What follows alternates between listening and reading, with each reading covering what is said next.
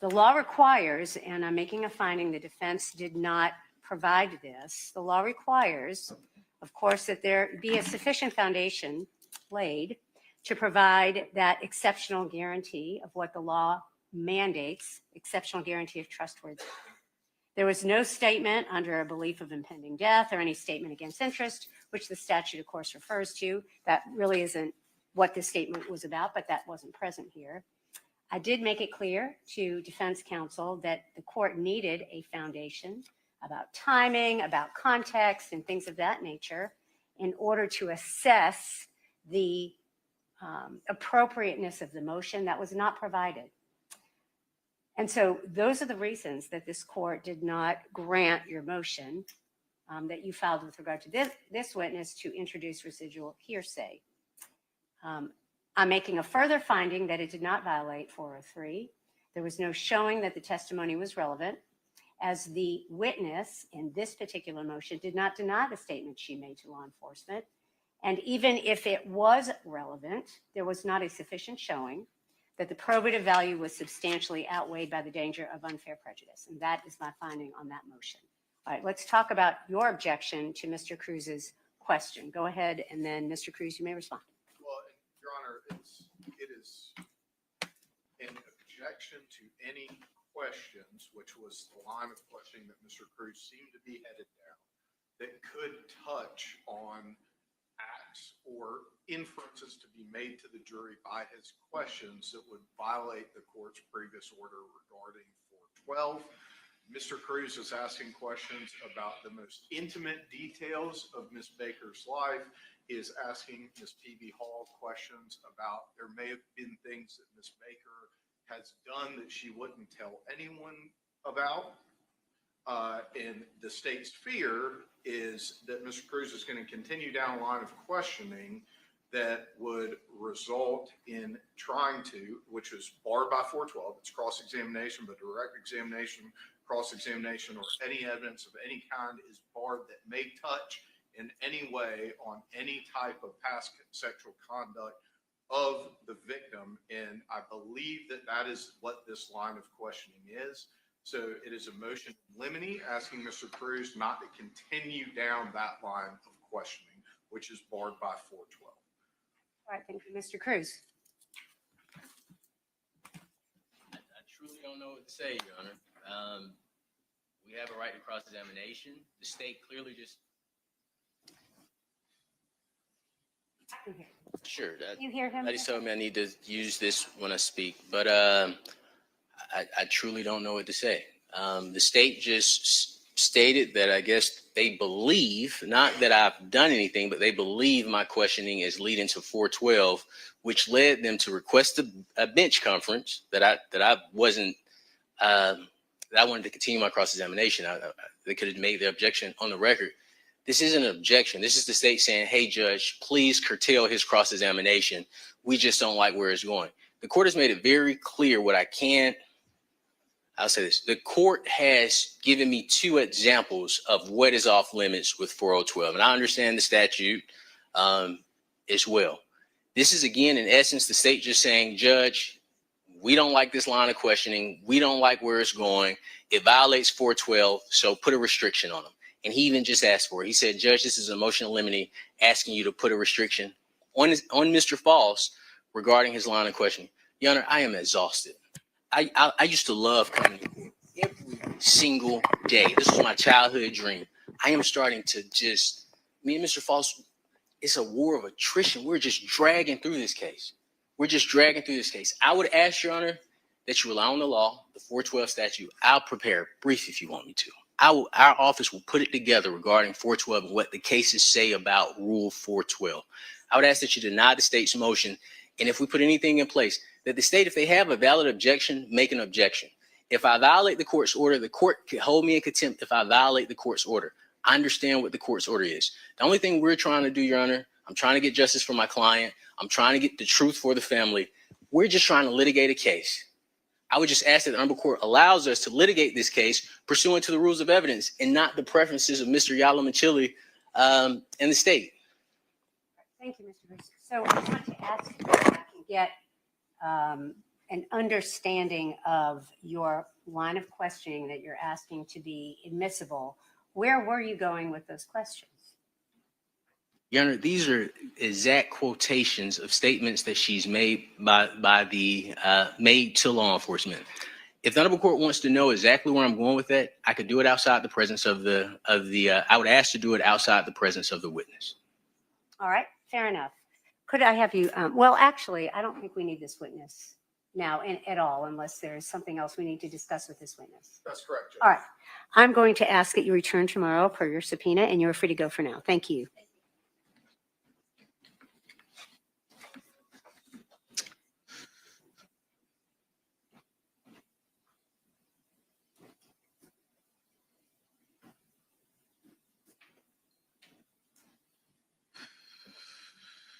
Go ahead, sir. Yes, ma'am. The sole purpose of this line of questioning, Your Honor, is summed up in one sentence that we were going to use in closing, that Tara did not share intimate details of her private life. So what the state just did, stopping the cross-examination, was to prevent us from saying one sentence in closing. And that sole sentence, Tara does not share intimate details of her private life. I would ask that a restriction is put on the state. They are more focused on convicting Mr. Foss than finding out the truth and letting the evidence stay where it needs to stay. The evidence speaks for itself. Mr. Yalama-Chile doesn't have to speak for the evidence. I don't have to speak for the evidence. The witnesses can come in and present the evidence. I have a double burden on me now, right? I have to make sure this family finds out what happened, what evidence we have, but I also got to defend Mr. Foss, knowing that anytime he gets any traction, the state jumps up. Judge, stop him from doing this. Judge, hold him in contempt. Judge, we object to this. Your Honor, I just ask that we have opportunity to present this case. I respect the court, but it is hard to drag on every day, knowing Mr. Yalama-Chile at any given time, just any given time, is going to jump up and make some type of objection, run up to the judge and say, Judge, he's doing this, stop him. We just want to present our case. All right. So first of all, I think that both counsel have jumped up and, in your words, made objections throughout the case from beginning to end, and that is fine. That is what lawyers do. I don't think one side is doing it more than the other. And so I think that the record needs to be accurately reflected. So let me say that first. The second thing I do want to ask you, Mr. Cruz, Yes, is, are you asking permission? I mean, I realize that you didn't intend to ask permission, but I'm asking you now, sort of in the context of what we're talking about. Are you asking permission to ask that witness, is it true that Ms. Baker did not share all the intimate details of her life with you? Is that what you're asking? What I'm asking is the Honorable Court to protect Mr. Foss's right to cross-examination. Mr. Cruz, I certainly will do that, but we are really getting into the weeds with regard to this motion. It's very necessary. So that's my question, is that are you asking to be able to ask that question? Let me ask this question. Is the Honorable Court saying that I need permission to ask that question? Well, not necessarily, Mr. Cruz, but I'm trying to get at the heart of this matter. So this is kind of where we are. Sure. And we have been talking about Rule 412 for days. We talked about it a lot before this trial started, and we talked about it a lot this week. And I guess I'm just going to repeat what I said the other day, but I'm just going to repeat it. When the state filed their motion and the court heard arguments from both sides about 412, the defense noticed in court orally to the state that the only person that they would seek to introduce evidence with regard to 412 was Chris Melton. That motion is in writing, Your Honor. We filed a written motion in regards to that, and we had a hearing and the Honorable Court granted it. Okay. The motion was initially by Mr. Yalama-Chile. I'm talking about the verbal notice that you gave to the state during our hearing that that's what you would do. Okay. I mean, that's what happened. And we discussed this in court, and you made it very clear that that was the only person you were giving the state notice for. And based on the defense's not giving notice to the state about any other persons for us to be able to talk about whether that would be appropriate, that's kind of where we are. And so every other discussion about any other exception to 412 was prohibited. That's the prohibition, right? And I've said many times that if you, for whatever reason, felt that you needed to change your response, you could file a motion and I would determine whether it was timely and we would hear it. And so that's where we are. The Chris Melton questions are not off the table. You gave notice to the state that you would seek to introduce evidence about the relationship of Tara Baker and Chris Melton. I mean, I think that's sort of, that's not open for debate. And so I think what, and Mr. Alamicheli, I don't want to put words in your mouth either, but my sense of your objection is that you are, again, once again, concerned that the defense is trying to elicit testimony, either directly or by insinuation, that other persons' behavior or relationship with Ms. Baker could be introduced in violation of 412. Is that a fair statement or is it something different? Yes, Judge, that's Okay. correct. The way the line of questioning was progressing, it started with a question about Ms. Baker not having a racial bias against any persons. It then immediately went into the realm of intimate details about her life that she wouldn't share with anyone.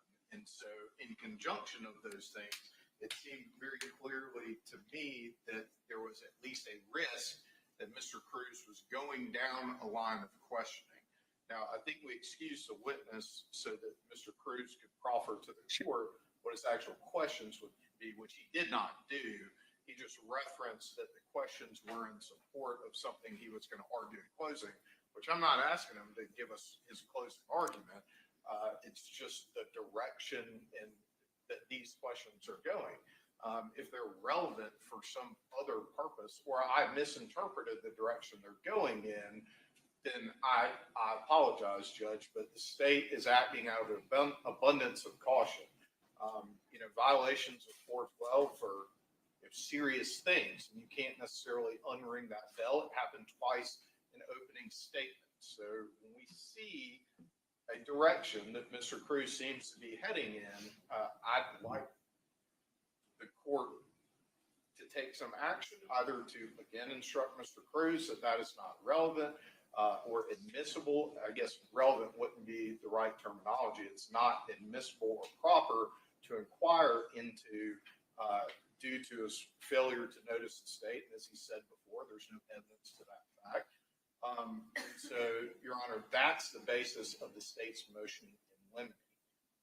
And so I don't know what additional questions Mr. Cruz was about to ask, but it seemed like we were getting to the point where he was trying to skirt that line again. Okay, and I'm going to ask you a question, Mr. Cruz, and I'll certainly let you respond.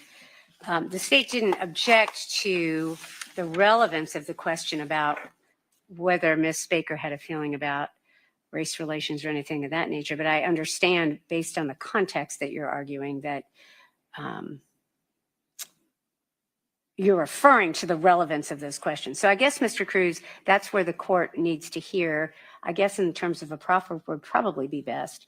What is the reason you're asking those questions? Sure. And I don't mind giving it to the Honorable Court. I would just ask moving forward that the Honorable Court puts restriction on the state, because I think this is the second or third time I've had to proffer our strategy to the state. I've not once asked this court to intervene to tell me where the state was going with their examination. I do believe it violates Mr. Foster's rights. Let me just answer that real quickly. Well, Your Honor, it I'm gonna violates let you Mr. talk, Foster's Mr. rights to a fair trial. Okay, hold on, Mr. Cruz. I'm going to let you respond, but I want to respond to something because you've used this word many times. You keep saying that the court has put restrictions on the defense and not on the state. Mr. Cruz, the court doesn't do that. The court listens to motions and makes rulings according to law, and those rulings are the restrictions themselves. And so it is a tremendous mischaracterization of what the court has ruled on and the reasons why to simply say the court is putting restrictions on the defendant. That is not appropriate. And I know that you know that. The court has heard motions. It has made rulings, which you may very well disagree with, and I certainly understand that. But the court doesn't put restrictions sort of unilaterally on any party. It listens to motions. It looks at the law and makes rulings to the best of its ability based on those motions and the law. And so the restrictions you're referring to are based on those decisions. So I want it to be clear that this court is not putting restrictions on one party over the other, but it is simply the result of rulings that were made according to law. Now, Judge, may I? You may. Denied motions that they've consented to because, in my opinion, they benefited Mr. Falls. We had a motion to suppress that you denied that the state consented to. Mr. Cruz, I want to stop you there because you know very well that is completely disingenuous. That is Mr. not Cruz, I'm talking right now. Yes, ma'am. You know very well that what you are referring to is actually completely inaccurate. There was, and we are not going to relitigate motions, but I certainly want to make sure you understand that I know that that is not that is a tremendous mischaracterization of what happened. We had a hearing on a motion to suppress that you filed, and the state consented with the defense about one of the allegations. And this court said, that's fine. Provide the court with a stipulation and I'll sign it. I don't have any problem with both parties consenting about part of your motion. That stipulation has not been entered, and I believe that was because the defense has not provided the stipulation to the state. You can respond about whose fault that is, but I don't have the stipulation. But I also denied the rest of the motion to suppress based on the evidence and based on the law. But the one moment you're referring to, Mr. Cruz, and you know this, where the state and the defense consented about your allegation in the motion to suppress, and I supported that.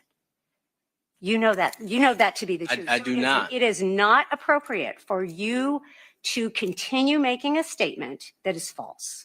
That's the truth, Your Honor. The same day we received the order denying it, we didn't have opportunity to put a stipulation in because after our motions hearing, either that day or the next day, the Honorable Court issued an order denying all our grounds for the motions. Mr. Cruz, that's not accurate. I would have accepted any stipulation because I ordered you to provide it to the court. And if both parties still want to give it to the court, it'll be part of the record. It is on the record. It is on the record that will be transcribed. And so that stipulation has been entered and approved by the court, even though it's not in writing. But it has been authorized. Let's move on. And if you would proffer for the court what it is you are seeking to admit, I can make a decision as to whether it is relevant and whether it is admissible. I just don't know what you're trying to do. The state had opportunity to present the testimony of Miss Lauren Sherling. Miss Sherling came in and testified, and the state elicited this testimony that there were no issues in the relationship with Chris and Tara. Based on, I think the state explicitly asked this question, based on what Tara told you, what was her, I'm paraphrasing, but pretty much what was the nature of her relationship with Chris Melton and, what was the nature of the relationship between Chris Melton, please forgive me, Your Honor, Chris Melton and Tara Baker. And her testimony was that it was good. The line of questioning that we are going down to separate Mrs. Ashley P.V. Hall, who is actually her best friend, not Miss Laura Sherling. Mr. Sherling, I think, knew her for 6 months, is that Miss Baker, one, and we elicited this when she was testifying, one, she wouldn't talk bad about Chris to other people because she didn't want to make Chris Melton look bad. So Miss Sherling, who was a 6-month friend, I tell you, I hate to even have to share this because this is what we talk about in closing, but I'm following the Honorable Court's order. Miss Sherling, who was a 6-month friend versus someone who went to undergraduate with this young lady and who says, hey, these aren't things she would tell people, is exactly what we're using to build our defense in Mr. Fox. It is extremely important if the state wants to bring a witness in here and have them testify to something, that we're able to rebut that. Our position is this, Your Honor. We have the same evidence. I have introduced nothing new. So when the state calls me disingenuous, and I took that I couldn't believe it. When the state calls me disingenuous, but they have all this evidence that they're excluding, they don't want the family to see, they don't want the jury to see, and we have to present it. And then when we are presented, they come up to the judge and say, Judge, he should preview where he's going. I believe it's 412, but I don't know if it's 412. That is an issue, Judge. It is hamstringing Mr. Foss's defense. Okay. The only thing we ask is the court says, hey, state, do your job. If you want to prosecute Mr. Foss, present the evidence. Don't come at the attorney. I've had personal attack after personal attack from Mr. Yalomachili, and I have never gone out of my way to say anything ill about Mr. Yalomachili. Even when I see him in the hallway, I speak to him. I'm polite, but I know when we come in court, at some point, Mr. Yalomachili is going to get up and accuse me of something, or either ask for me to be held in contempt. Your Honor, we're just asking to present the case. That is the basis of our questions. We just want a sole sentence and sole argument that says that Tara Baker does not share the intimate details of her private life. So when the state does their closing and they say, well, you heard from Ms. Sherling that the relationship was great, we would have put testimony into the record that, hold on, don't listen to that. This is her best friend, and her best friend is saying Tara Baker was a private person. That's where we're going with our line of questioning, Your Honor. But I would ask in the future that the Honorable Court, if they have a lawful objection, even if they want to make an unlawful objection, they just do it in their place. If it's an issue that Honorable Court feels, if I'm doing something wrong, Your Honor, you are the power in this courtroom. You are the ultimate power in this courtroom. If I'm doing something wrong, Mr. Yalomachili isn't the one that has to get up and say it. You could tell me. You could say, Mr. Cruz, that is inappropriate. Mr. Cruz, you can't have that line of questioning. When the court gets involved for Mr. Yalomachili, it's when he has a lawful, or even if he wants to, an unlawful objection. But an objection. That's all I'm asking, Your Honor. But that is the proffer in regards to the reason for that line of questioning. Okay, okay, thank you. I still don't have my question answered. So I'm going to ask you some questions. Please forgive me. All right. Well, I mean, there's a lot going on. And so, but I need to be able to address state's motion. All right. First of all, with regard to the objections for both parties, it is easier, of course, to handle objections right from your place. But both parties have asked to come up to the bench a lot. I'm okay with that, given the kinds of objections you all are making. I know that there are certainly things you don't want the jury to hear, and I am not, there are some rulings I want to make that I do not want the jury to hear all of the things that I say, because I think that would not be helpful to either party. And so if you want to continue asking to approach the bench, I'll entertain it. If you don't want to do that, that's fine. I mean, I'm going to leave that up to the attorneys.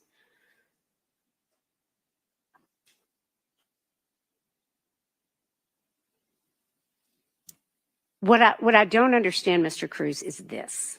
The issue with Mr. Melton is different than I think Mr. Yalomachili's motion. Mr. Yalomachili's motion alerted the court again to a line of questioning that would seek to admit testimony about other people. Quite frankly, that's it, other people. And that is my question for you, Mr. Cruz, is the line of questioning that you said about whatever the statement was, and I didn't write it down, about race relations and about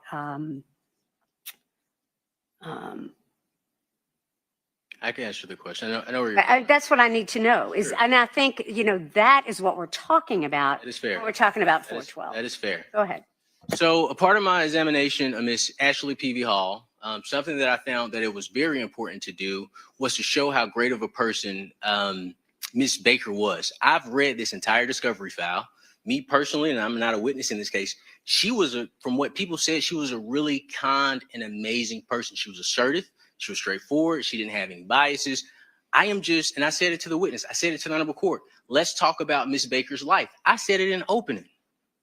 That's all I'm doing, Your Honor. But they've taken me talking about Miss Baker to say, well, Judge, he's going down this line.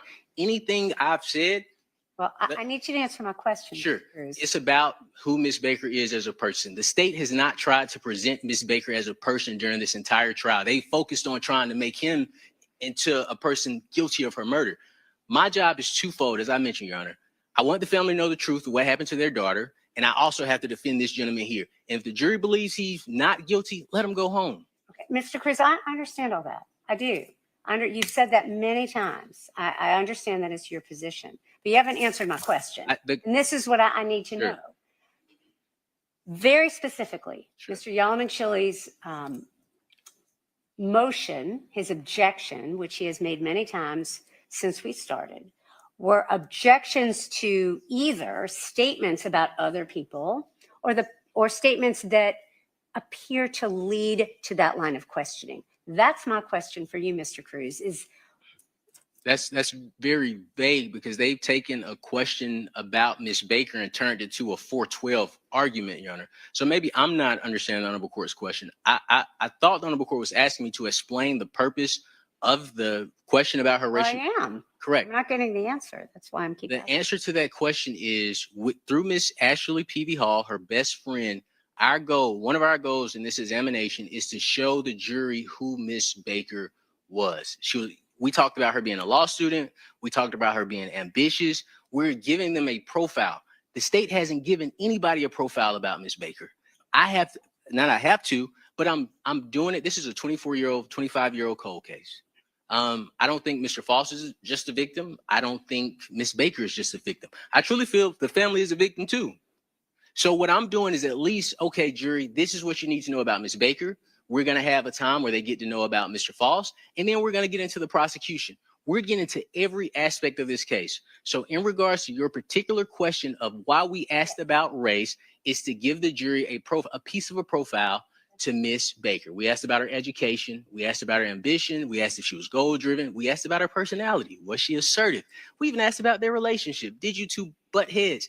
I don't understand, and maybe it's just me, how we get from he's talking about Miss Baker to he's talking about her character under the under Rule 412.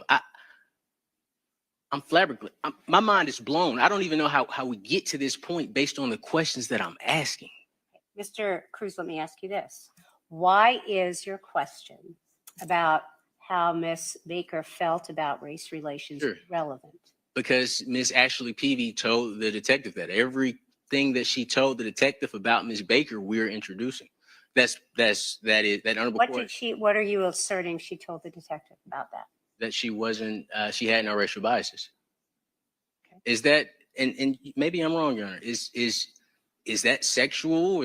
Am I being inappropriate by my line of questioning? And I think that's what Mr. Yalamanchili is bringing up to the court. Well, okay. Now I understand what you're saying. I'm going to let the state respond, and then I'm going to respond. Mr. Yalamanchili, do you want to say anything else now that we've kind of gone through this moment and there's been a specific comment about a statement that was made in an interview?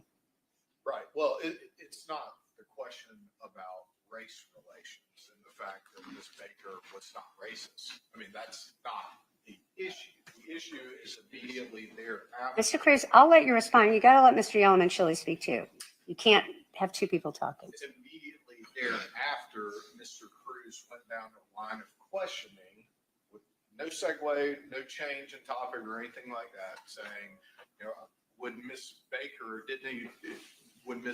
share the most intimate details of her life? And then aren't there things that Miss Baker would never tell anyone, even if she did them? Was essentially the question. Okay. I'm paraphrasing just a little bit. Okay. And Mr. Cruz is headed down that line of questioning, which seems to go down lines of questioning that try to toe the line around rape shield and create the impression that Miss Baker may have engaged in some other types of relationships that Mr. Cruz would like to put in the jury's mind without following the appropriate procedures. I mean, as the court says, asking the parties to follow what the law requires is not handcuffing anyone. It's just applying the law to these proceedings. I would also note that from a relevance perspective, because someone told the police something doesn't make it relevant or admissible. in court. So I wouldn't respond in that way to that. Okay. You wanted to say something, Mr. Cruz? If I may, just to, I guess, kind of summarize things. I hear where Mr. Yalamanchili is coming from. I believe that first, he has not made an objection to anything that Mr. Cruz has actually said. I want to note that at first. Secondly, I will like to note that it seems, so any comments or questions that have been asked about her intimate life at this point, her intimate life can entail a number of things. It could potentially include sexual things, but it could also include things that are not particularly sexual. At this point, I do not believe that Mr. Cruz has asked any questions that have actually been objectionable. So any objection at this point, I do think would not be right. If Mr. Cruz does get to a question that is objectionable, I think that then Mr. Yalamanchili's objection would be appropriate. But at this point, I do not believe that Mr. Cruz has made an objectionable statement or asked an objectionable question. So I would respectfully ask the Honorable Court to deny his request. And Mr. Cruz, I think through this conversation, is reminded of the court's admonitions around 412. And I'm sure he will be mindful of that as he proceeds moving forward. But at this point, I do not believe that he has asked anything objectionable. And if he does, then the state can make the appropriate objection. Thank you. Is it Hall or Hill? Hill. Thank you, Mr. Hill. All right, Mr. Cruz, anything else you'd like to tell the court?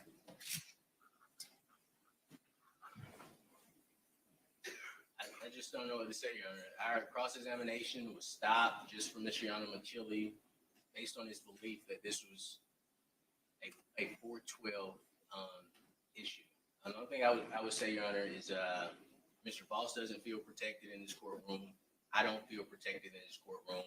And I feel that the Honorable Court has been leaning extremely favorable to the state. I've been nothing but respectful to the Honorable Court. I've been nothing but respectful to Mr. Yalamanchili's case. Anytime I've approached the bench, it's been because there were sensitive issues that I did not want to address to the jury. I've never once approached the bench and say, hey, Judge, I think they're about to do this. Let me stop them and let me send the jury out. One thing I'd ask, Your Honor, is Mr. Voss is on trial. Constitutional protections apply to Mr. Voss. Mr. Voss has the right to effective assistance of counsel under the Sixth Amendment. He has the right to cross-examination under the Sixth Amendment. He has the right not only to effective assistance of counsel, but his choice of counsel. Your Honor, right now, we don't feel this trial is fair. I'll just say my place. I do believe the Honorable Court is going to grant his non-objection, so I'm sure I won't be able to ask these questions, and I'll make do with whatever I'm allowed to do. But, Your Honor, I respect this Honorable Court. I would just ask, there's a gentleman here fighting for his life. He is fighting for his life. He has no hope. You're his only hope. We're just asking that we have opportunity to present our case, and if Mr. Yalamanchili has an objection that he needs to make, just make the objection. And if the Honorable Court finds that it's lawful, stop me, and I'll stop. That's all I ask, Your Honor. All right. Thank you, Mr. Cruz.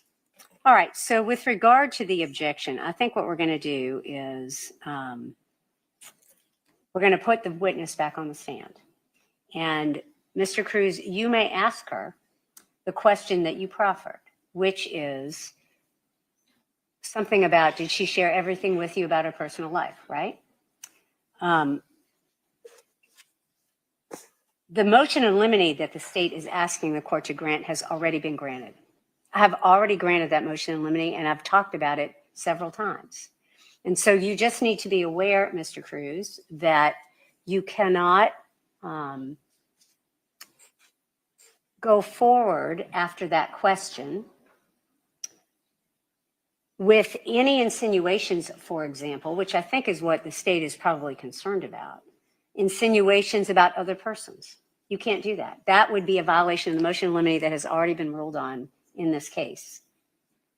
It was ruled on again several days ago, but it was also ruled on when we had our 412 motion. So I'm not going to redo a motion in limine. It is already on the record.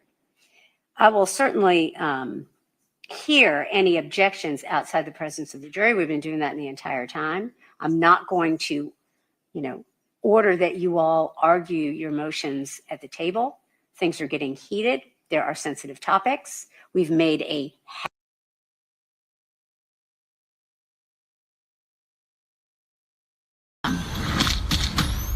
I guess you know what comes across my mind. Murder. Just murder, murder. A lot of ladies think he's attractive. Very nice, very well spoken. This is what I do with women, you know? I use my charm, use my good looks. I'm like a lion. You're the prey, I can sense it. I stand here today to announce the indictment of Wade Wilson for the murders of Christine Melton and Diane Ruiz. Both of them had been strangled. The last person that they encountered was Mr. Wade Wilson. He said he got back in the car and ran her over until she looked like spaghetti. I choked her out so she couldn't breathe anymore. I was on a rampage at this point. He's still pulling the strings from a jail cell. He's got an army of wives. That's all he's ever wanted. To advocate for someone because you think he's handsome. A rage overcomes me. Just kill, kill, kill. When I get that way, I become the devil. I'm gonna be honest with you, son. Everybody in the state thinks you're a monster. True crime just got darker. Catch the full episode on the link above. Subscribe to At Southern Sin today and hit the notification bell for more live original episodes Wednesdays at 8 p.m.